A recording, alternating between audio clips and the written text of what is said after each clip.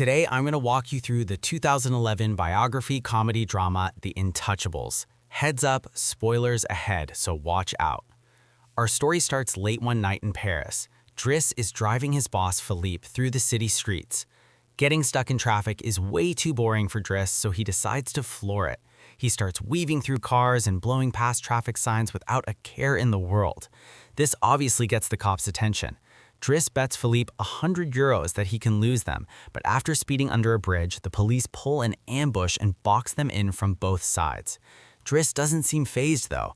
This time he bets €200 that he can actually get the cops to give them an escort. When the officers force him out of the car, he starts putting on an Oscar-worthy performance. He acts totally offended, claiming Philippe is in a medical emergency and he's just trying to rush him to the hospital. The cops buy it when they spot the wheelchair in the back. When they check on Philippe, he starts faking a seizure to sell the act. Believing it's a life-or-death situation, the cops let the speeding slide and actually lead the way to the hospital. To celebrate winning the bet, Driss blasts September by Earth, Wind, and Fire. Once they arrive and the cops head off, he shares a smoke with Philippe. Driss promises he's got things under control and drives off just before the hospital staff can figure out what's going on. This unlikely friendship actually started months earlier. 113. Philippe and his assistant, Magali, are interviewing for a new live-in caretaker. It's going pretty poorly. Most of the candidates are giving totally robotic or awkward answers. But then, Driss barging in catches everyone off guard. He cuts the line not because he wants the job, but because he just needs a signature on his papers to prove he applied so he can keep getting his unemployment benefits. He's blunt, a bit rude, and even tries to hit on Magali. Instead of being offended, Philippe finds him refreshing and tells him to come back the next day for the signature. Driss heads back to his cramped apartment in a rough neighborhood. He tries to take a bath while his younger siblings drive him crazy, only getting a moment of peace thanks to his older, more responsible sister, Mina. While waiting for his mom, he looks out the window and sees his brother, Adama, getting out of a shady-looking car. When the kid walks in, he claims he was just at school, but Driss knows he's definitely up to something. That evening, his mom gets home. Driss tries to get on her good side by gifting her a Fabergé egg he stole and lying about being away on vacation. She's not having it. He's been MIA for 6 months without so much as a phone call, and now he's acting like her house is a hotel.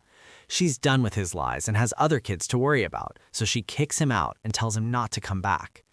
Driss spends the night crashing with friends from the neighborhood.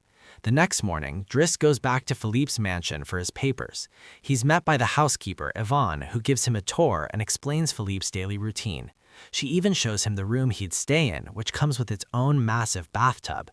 Driss is mesmerized by the tub before being dragged to see Philippe. Philippe hands him the signed paper, but also throws a curveball, a job offer.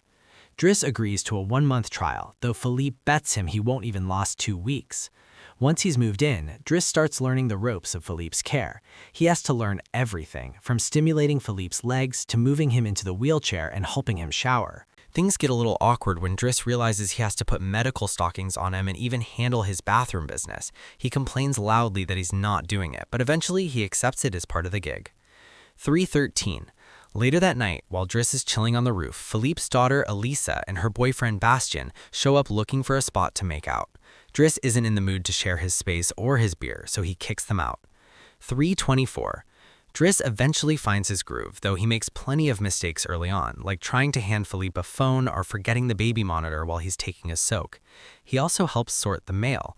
Most of it is business, but there's a stack of private letters that are strictly off limits. 342. When he finds a flyer for escort services, he decides to start a special folder for them instead of tossing them like Philippe usually does. 349. It's not all work though. Driss keeps trying to pull moves on Magali with 0 success and occasionally orders his own company to his room. 358. One morning, Yvonne comes in to scold him for being late and notices some weapons in his bag, but she keeps quiet about it for now. Driss is supposed to drive Philippe to an appointment, but he refuses to put him in the back of a handicap van like cargo. Instead, he picks one of the dusty luxury sports cars from the garage. Philippe is hesitant at first, saying they should be practical, but he quickly gets a thrill out of the fast ride. Yvonne, however, is not a fan. As they try to leave, they find a neighbor's car blocking their driveway, totally ignoring the no parking sign. Driss doesn't play games. He hops out, grabs the guy by his shirt, and persuades him to move the car immediately. Philippe is actually pretty impressed by Driess's no-nonsense attitude, but Yvonne is still skeptical. They head to a museum where Philippe is looking at a painting that Dries thinks is a total ripoff. It's basically just a red smudge on a canvas.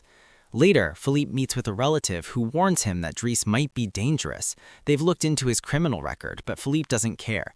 He likes Dries specifically because he doesn't feel sorry for him and treats him like a regular person. After another failed attempt to flirt with Magali, Dries is in the kitchen with Yvonne, while Philippe is in the other room dictating a letter. 5:08. Yvonne turns off the baby monitor and spills the tea. Philippe has a pen pal named Eleanor. Those are the private letters Dries wasn't allowed to see. 5:18. They've never met in person. They just write these long, poetic letters back and forth. 5:22. Dries then teases Yvonne about the way the gardener is always checking her out. 5:28. Later that night, Dries hears Philippe struggling to breathe over the monitor. He can't bring himself to ignore it. He goes to Philippe's room and helps him through the panic attack with a wet cloth and some calm words. 5:41. Philippe finally settles down, but wakes up a few minutes later saying he needs some fresh air. Without hesitating, Dries bundles him up in blankets and takes him out for a late-night stroll by the river. It's Philippe's first time seeing Paris at night in years.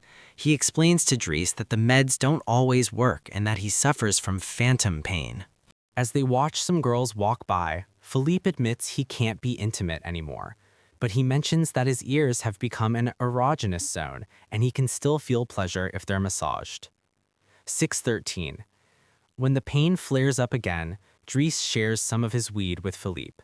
Philippe is unsure at first, but ends up really enjoying the relaxation. 6:20. They head to a restaurant for some late-night food, and Philippe opens up more about his past. 6:26. He met his wife when they were students. Sadly, they went through 5 miscarriages, and she was eventually diagnosed with a terminal illness. 6:34. That's when they decided to adopt Elisa. 6:35. Philippe was always a thrill seeker. It was a paragliding accident in bad weather that left him paralyzed, but he tells Dries that the chair isn't nearly as hard as living without his wife. 6:49. After some laughs, Philippe realizes Dries has officially passed his 1-month trial. He's hired. 6:96. But there's a condition. He has to return that Fabergé egg. It was a gift from his wife. She gave him one every year they were together, and he noticed one was missing from his collection of 25. The next day, Dries catches up with Mina. She's annoyed because he hasn't checked in, and she mentions that the cops have been calling the house looking for him. He also finds Adama, who admits he got caught with drugs. Dries tries to take him to lunch to talk, but Adama blows him off and gets back into that shady car. Later, Dries sits in while Philippe dictates another letter to Eleanor. Dries thinks the flowery poetry is a total snooze fest and tells Philippe to be more direct. He's shocked to find out they've been talking for 6 months and haven't even seen what each other looks like. Dries finds her number on a letter and just calls her, forcing Philippe to actually talk to her for the first time.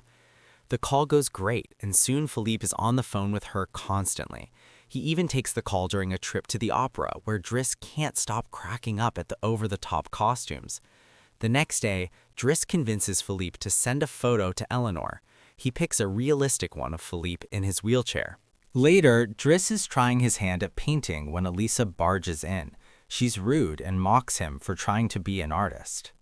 He kicks her out and goes to see Philippe, only to find him asking Yvonne to swap the photo for an old one from before his accident.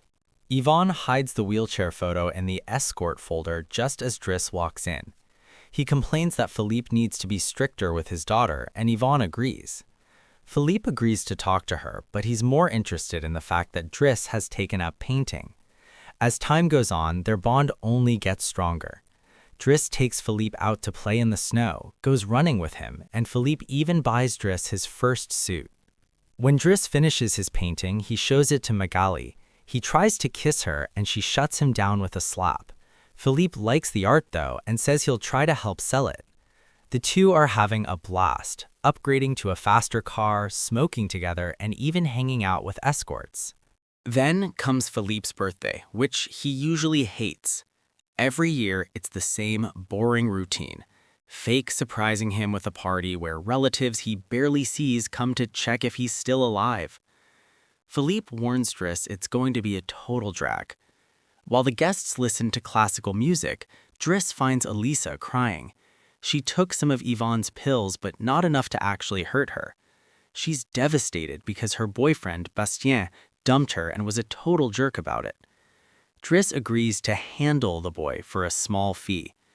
Meanwhile, Philippe shows Driss's painting to a relative and cons him into buying it for 11,000 euros. Driss goes to the kitchen to talk to Yvonne. She mentions Magali is in a rocky relationship with someone named Fred, which gives Driss a glimmer of hope. As the party winds down, Philippe tries to educate Driss on classical music, but Driss just cracks jokes the whole time. Eventually, Driss takes over the music. He plugs in his iPod and plays Boogie Wonderland, then starts tearing up the dance floor. He's a great dancer, and soon the whole stiff party is up and moving, which Philippe loves to see. Later, while getting Philippe ready for bed, Driss reads the latest letter from Eleanor. She sent a photo, she's beautiful, and she wants to meet up in Paris next week. On the day of the date, Yvonne and Driss help Philippe pick out the perfect outfit. While Yvonne takes Philippe to the restaurant, Driss uses his time off to pay Bastien a visit. He convinces the boy to apologize to Elisa, bring her croissants every morning, and fix his terrible hair. Afterward, he goes to see his mom at work, though he just watches her from a distance. Meanwhile, at the restaurant, Philippe is waiting for Eleanor, but she's running late. After an hour, Philippe's nerves get the best of him. He calls Driss to come pick him up. He leaves just seconds before Eleanor actually walks in. That night, Philippe takes Driss on his private jet and hands him the cash from the painting sale. Driss is absolutely floored. The next morning, they're in the mountains. Philippe goes paragliding and insists on bringing Driss along. Driss is terrified at first, but once they're in the air, he realizes he actually loves it. When they get back home, Adama is waiting for Driss with a bruised face. Adama still won't talk about his trouble, so Driss tells him to wait in his room while he calls Mina and helps Philippe get to bed. Philippe can tell something is up. He finally gets Driss to talk about his real family. It turns out Adama isn't his biological brother, and his parents were actually his aunt and uncle. They brought him over from Senegal when he was 8 because they couldn't have kids. His birth name was Bakari, but everyone called him Driss. Eventually, his aunt did have her own children, and after his uncle died, life got a lot more complicated with more kids and different men. Philippe realizes that just like Elisa needed discipline, Adama needs his brother.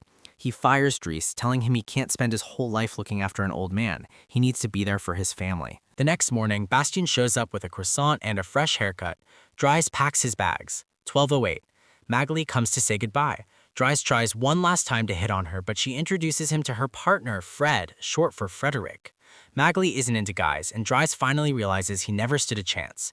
12:22. On his way out, he gives the baby monitor back to Yvonne and teases her for letting him think he had a shot with Magali.